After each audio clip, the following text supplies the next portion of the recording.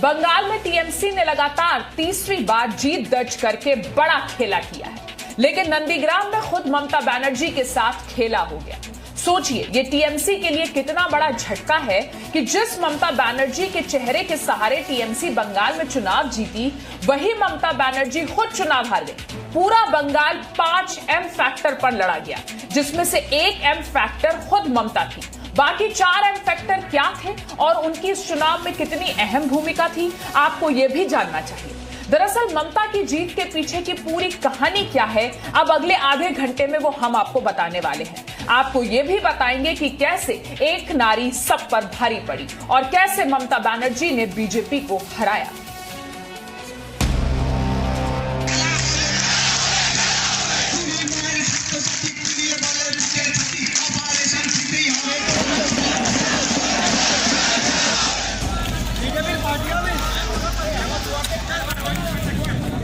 Forget one thing. For struggle, you have to sacrifice something. I struggled for Nandigram because I fought a movement. So I have forgotten now. It's okay. Let the Nandigram people, whatever they have given the verdict, I accept that. Nandigram में दीदी भले ही हार गई, लेकिन बंगाल में लगातार तीसरी बार ममता की दीदीगिरी चल रही है और ममता की दीदीगिरी की वजह है चुनाव का M factor. Number 1 M factor, खुद Mamata Banerjee. Number 2 M factor, Mamata Banerjee के लिए एकजुट 28% मुसलमान। नंबर 3 एम फैक्टर, बंगाल की साइलेंट 49% महिलाएं voters. Number 4 M factor, Narendra Modi. Number 5 M factor, Matua voters. Bengal में बीजेपी और टीएमसी को एम फैक्टर पर ही जीत का भरोसा था। ममता को पहले एम यानी मुस्लिम फैक्टर पर पूरा भरोसा था। दूसरी एम फैक्टर यानी बंगाल की 49% महिलाएं ममता के काम आई। टीएमसी के लिए तीसरा एम फैक्टर खुद ममता बनर्जी थी। वही चौथे एम फैक्टर थे प्रधानमंत्री नरेंद्र मोदी, जिनके चेहरे के सहारे बीजेपी चुनाव लड़ रही थी। और 5वां एम फैक्टर थे मतुआ समाज के वोटर्स, जो शायद बीजेपी की उम्मीदों पर खरे नहीं उतरे। मैं बोला था 2 तारीख के बाद वो खड़ी हो जाएंगी और 99 भी छोड़ देंगे और व्हीलचेयर भी छोड़ देंगे। मेरी बात को उन्होंने ठीक साबित कर दिया। बंगाल में टीएमसी और बीजेपी के अलावा किसी पार्टी को कोई सीट नहीं मिली है। कांग्रेस लेफ्ट का सियासी स्कोर 0 है। ओवैसी की पार्टी की जमानत तक जब्त हो गई। पीरजादा का चुनाव में उतरना फ्लॉप शो साबित हुआ। इसका सीधा मतलब ये है कि बंगाल के 28% मुसलमान वोटर ने सिर्फ टीएमसी को वोट दिया। ममता बनर्जी की मजार पर जाकर मन्नत मांगने वाली रणनीति काम आई। আর সংখ্যালঘু ভাই বোনদের কাছে আমার একটা অনুরোধ থাকবে, মাথা ঠান্ডা করে কাজ করবেন। হায়দ্রাবাদ থেকে একটা বিজেপির গাই এসছে এবং ওইটা টাকা নিয়েছে বিজেপির থেকে, এবং সেটা ফুরফুরা শরীফের কেউ নয়, ওদের একটা বাচাল ছেলে আছে, সেই ছেলেটাকে নিয়ে টাকা দিয়ে সংখ্যালঘুদের ভোট ভাগ করবার চেষ্টা করছে। একটা ভোটও সংখ্যালঘু ভাগ করবেন না। बंगाल में टीएमसी की जीत का दूसरा अहम एम फैक्टर थी 49% महिलाएं, जिन्होंने बीजेपी की बजाय दीदी पर ही भरोसा जताया और टीएमसी की जीत का आंकड़ा 215 के पार पहुंचा दिया। तीसरे एम फैक्टर के तौर पर ममता का इमोशनल कार्ड काम आया और उन्होंने टूटे पैर से खेला कर दिया। বিজেপি ভাবছিল মমতার তো পায়ে মেরেছি আমরা, ওকে তো চোট করে দিয়েছি, ও তো বেরোতে পারবে না, আমাকে তো চেনে না, আমি এক পা দিয়ে যা শট মারতে পারি না, ওদের পুরো মাঠ থেকে ফাঁকা করে ছেড়ে দেব। चौथा एम फैक्टर था मतुआ समाज। अमित शाह से लेकर पीएम मोदी तक ने मतुआ समाज को साधने की हर मुमकिन कोशिश की। बंगाल में मतुआ आबादी करीब 30 लाख है और करीब 40 विधानसभा सीटों पर इनका असर है। इनके असर वाली सीटों पर 22 अप्रैल को मतदान हुआ था। मतुआ बाहुल्य करीब 30 सीटों पर ममता को जीत मिली। पश्चिम बंगाल में ठाकुर नगर से बांग्लादेश में ठाकुर बाड़ी तक वैसी ही श्रद्धा है, वैसी ही आस्था है और वैसा ही अनुभव है। नरेंद्र मोदी बीजेपी के लिए जीत के सबसे बड़े फैक्टर थे और शायद भारतीय राजनीति के सबसे बड़े चेहरे नरेंद्र मोदी की वजह से ही 3 सीटों वाली बीजेपी 75 सीटों के पार पहुंच गई। ब्यूरो रिपोर्ट, जी मीडिया। ममता चुनाव जरूर जीत गई हैं, लेकिन टीएमसी की सीटें करीब करीब उतनी ही हैं जितनी 2016 में थी, जबकि बीजेपी ने इस चुनाव में शानदार प्रदर्शन किया है। 2016 में 3 सीटें जीतने वाली पार्टी ने 78 सीटें जीती हैं, जबकि कांग्रेस और लेफ्ट तो पूरी तरह से साफ हो गए हैं। खुद नंदीग्राम से दीदी को हार मिली, लेकिन पूरे बंगाल की अगर बात करें तो ममता बनर्जी और टीएमसी के पक्ष में प्रधानमंत्री को दीदी ओ दीदी कहना भी महंगा पड़ गया। महिलाओं को लगा कि मोदी ममता को दीदी ओ दीदी कहकर चढ़ा रहे हैं और महिलाएं मोदी की बजाय दीदी के साथ हो गई। आदरणीय दीदी, ओ दीदी, आई बोले दीदी दीदी।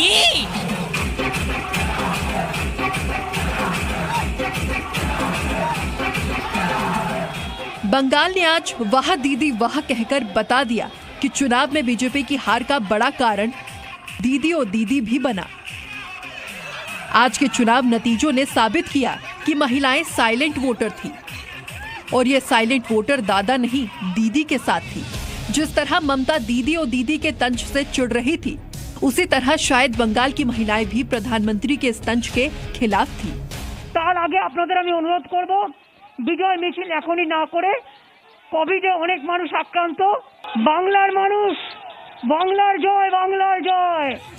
बंगाल में टीएमसी की विजय और बीजेपी की पराजय पर टीएमसी सांसद काकुली घोष ने प्रधानमंत्री के दीदी और दीदी वाले तंज का जवाब दिया। काकुली घोष ने कहा, दीदी और दीदी बोलने वाले दादा कहाँ गए। अखिलेश यादव ने कहा कि जनता ने एक महिला पर अपमानजनक कटाक्ष दीदी और दीदी का मुंहतोड़ जवाब दिया। बंगाल चुनाव में प्रधानमंत्री नरेंद्र मोदी ने जितनी भी रैलियां की, उन सभी में उन्होंने ममता बनर्जी को दीदी और दीदी कहकर संबोधित किया। दीदी, ओ दीदी, दीदी, ओ दीदी। इस संबोधन से ममता बनर्जी कई बार चिढ़ी। आई बोले दीदी दीदी। कई बार टीएमसी ने आपत्ति जताई और इसे महिलाओं का अपमान बताया, लेकिन बंगाल की महिलाओं ने ये कभी जाहिर नहीं होने दिया कि दीदी और दीदी महिलाओं का अपमान है या नहीं। पता तब चला जब महिलाएं जनादेश सुना चुकी थी। ब्यूरो रिपोर्ट, जी मीडिया। बंगाल चुनाव में टीएमसी का प्रदर्शन बेहद शानदार रहा और लगातार तीसरी बार ममता बनर्जी का मुख्यमंत्री बनना तय है। ममता बनर्जी आज राज्यपाल से मिलकर सरकार बनाने का दावा पेश कर सकती हैं। बीजेपी हालांकि 3 सीट से बढ़कर 77 सीट तक पहुंच गई है। वहीं कांग्रेस लेफ्ट का सूपड़ा साफ हो गया है और इस पूरे खेला में इकलौती ममता बनर्जी ने पूरे विपक्ष को मात दे दी है। बंगाल के चुनाव में एक नारी सब पर भारी पड़ी है। कैसे ममता ने अकेले बीजेपी के विशाल कुनबे को मात दी, अब आपको वो दिखाते हैं। তাই খেলা হবে, মা বোনেরা খেলা হবে, রান্না করতে করতে হাতা খুন্তি নিয়ে খেলা হবে, ভাই বোনেরা ফুটবল ক্রিকেট নিয়ে খেলা হবে, হাডুডুডু খেলা হবে।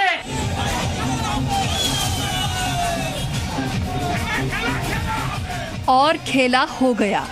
ऐसा खेला हुआ कि तमाम पाबंदियों के बावजूद जश्न रोका ना जा सका।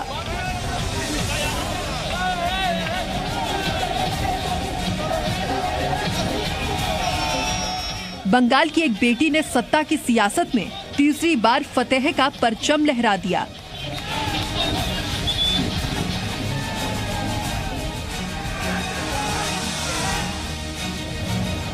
तो मैं दीदी चाचे आशोल परिवर्तन अच्छे। इस दीदी ने राजनीति के दंगल में ऐसे दांव लगाए कि हिंदुस्तान की अपराजय समझी जाने वाली राजनीतिक ताकतें भी टिक न सकी। एक नारी सब पर भारी। एक तरफ अकेली ममता बनर्जी और दूसरी ओर नरेंद्र मोदी जैसे विराट शख्सियत। एक तरफ अकेली ममता बनर्जी, दूसरी ओर चुनावी राजनीति के चाणक्य अमित शाह। एक तरफ ममता बनर्जी, दूसरी ओर योगी आदित्यनाथ जैसे फायर ब्रांड नेता। एक तरफ ममता बनर्जी, दूसरी ओर दुनिया की सबसे बड़ी पार्टी के अध्यक्ष जेपी नड्डा। एक तरफ ममता बनर्जी, दूसरी तरफ राजनाथ सिंह जैसे खांटी नेता तो स्मृति ईरानी जैसी तेज तरार वक्ता। लेकिन सबके सब दीदी के दांव के आगे पस्त हो गए। 2 मई दीदी जाच्छे। 2 मई आ गई लेकिन दीदी नहीं गई। पश्चिम बंगाल की 8 चरणों वाले चुनाव को दीदी ने अपने एक चोटिल चरण से ऐसा नचाया कि 2 मई के नतीजे टीएमसी हो गए।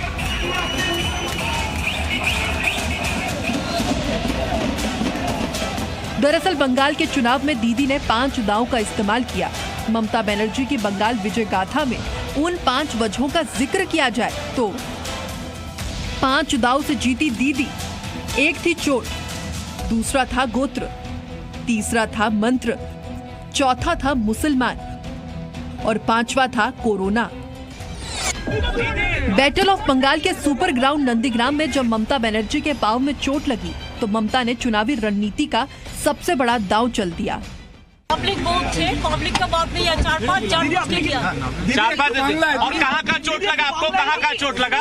पैर में पूरा वो फूल गया पूरा। हाँ दीदी तो बांग्ला बोल रहे हैं। दीदी किसी की साजिश है, किसी की साजिश है दीदी। साजिश है किसी की। लोकल पुलिस कोई नहीं था।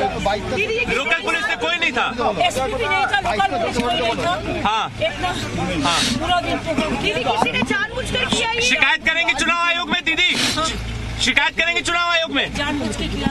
हाँ जानबूझ के किया। तब चुनाव प्रचार जोर पकड़ चुका था। मार्च का पूरा दूसरा हफ्ता चुनावी बंगाल में ममता बनर्जी के चोटिल चरण चर्चा में रहे। भारी भरकम इलाज हुआ, उससे भी भारी पॉलिटिक्स हुई और जब ममता बनर्जी व्हीलचेयर पर मैदान में लौटी तो माहौल बदलने लगा।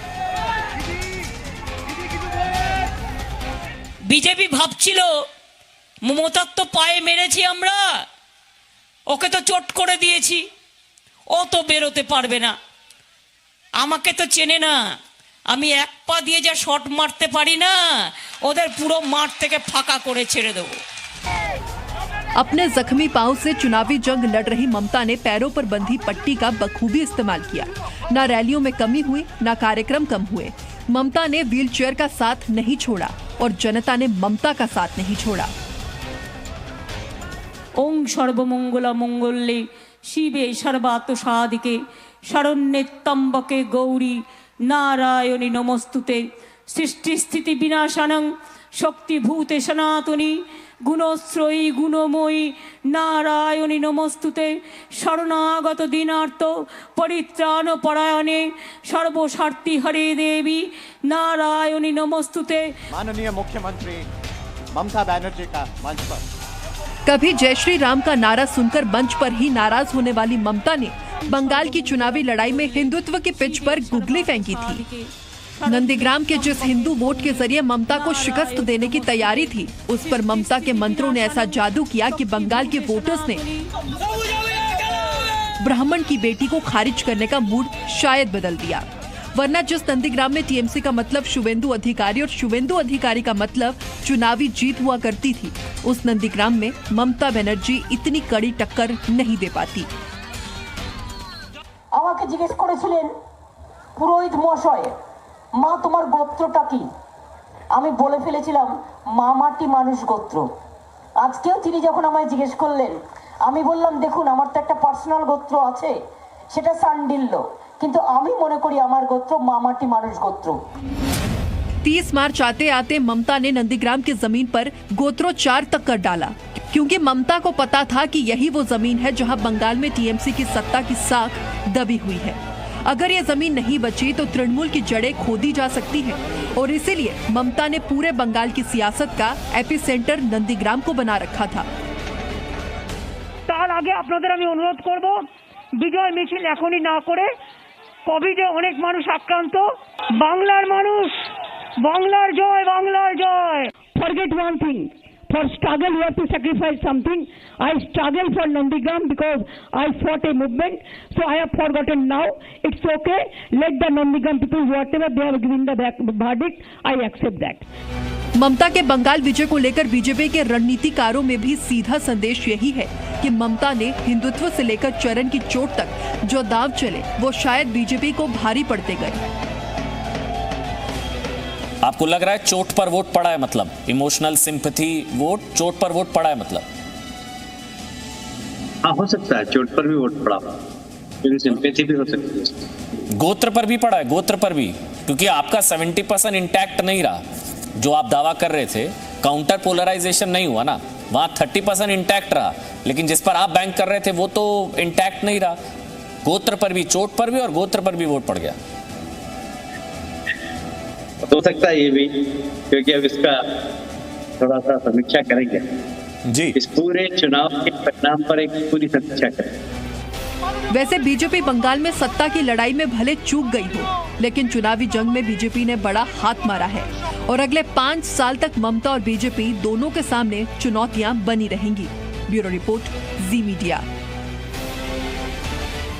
Presenting B News app, available on Google Play and App Store. Download it now.